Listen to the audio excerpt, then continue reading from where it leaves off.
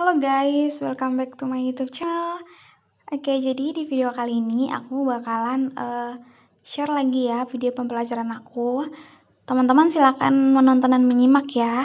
Tapi jangan lupa like, comment, share, subscribe, dan tekan lonceng di bagian kanan. Oke, terima kasih. Selamat menonton ya.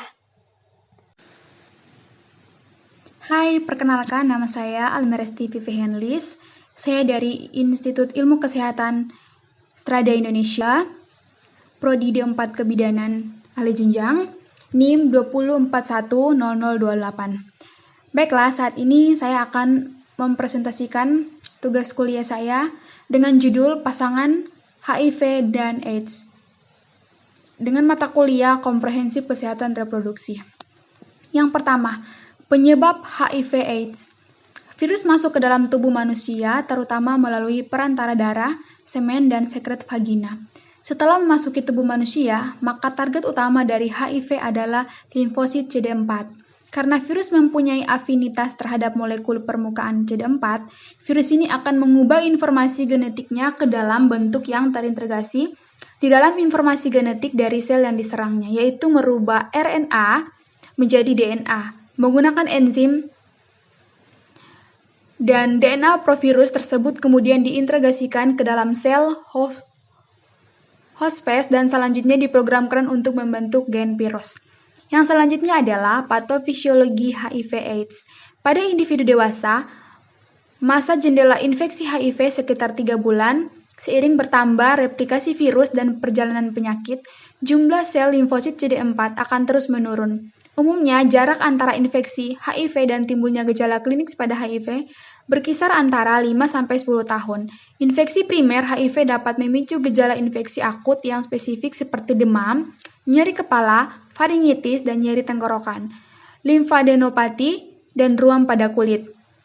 Fase akut tersebut dilanjutkan dengan periode laten yang asimptomatis. Tetapi pada fase inilah terjadi penurunan jumlah sel limfosit CD4 selama bertahun.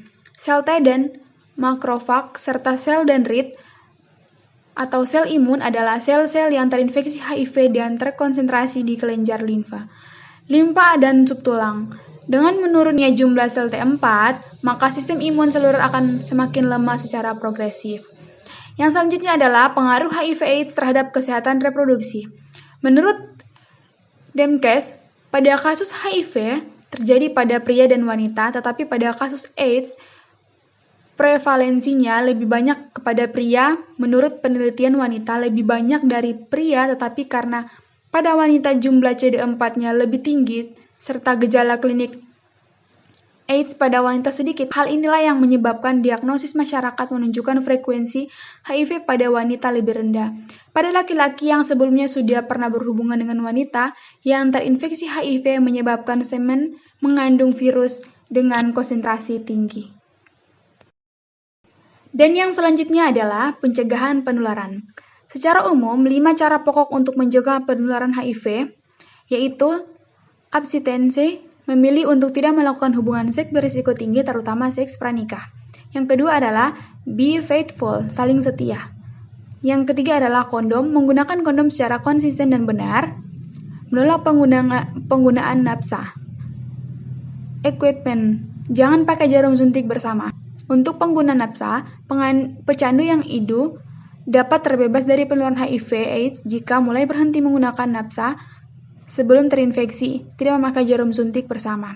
Untuk remaja, tidak melakukan hubungan seks sebelum menikah, menghindari penggunaan obat-obat terlarang dan jarum suntik, tato dan tindik, tidak melakukan kontak langsung pencampur darah dengan yang sudah terpapar HIV, menghindari perilaku yang dapat mengarah pada perilaku yang tidak sehat, tidak bertanggung jawab.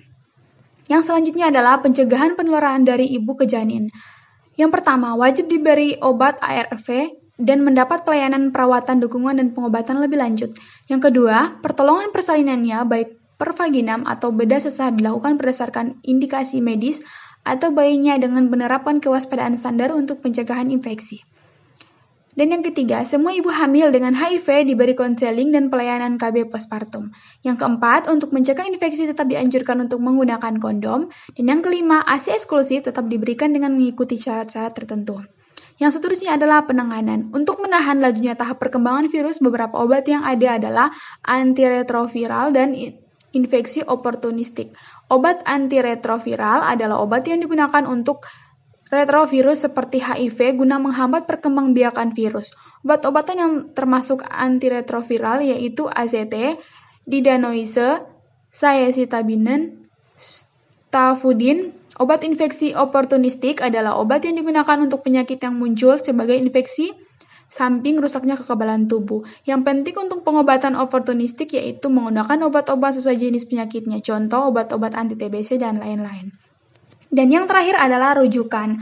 Keputusan Menteri Kesehatan tentang penempatan rumah sakit rujukan bagi orang yang dengan HIV/AIDS dan standar pelayanan rumah sakit rujukan, monitoring dan evaluasi dengan pemberian pelayanan kesehatan bagi orang dengan HIV. Pembinaan dan pengawasan terhadap pelaksanaan.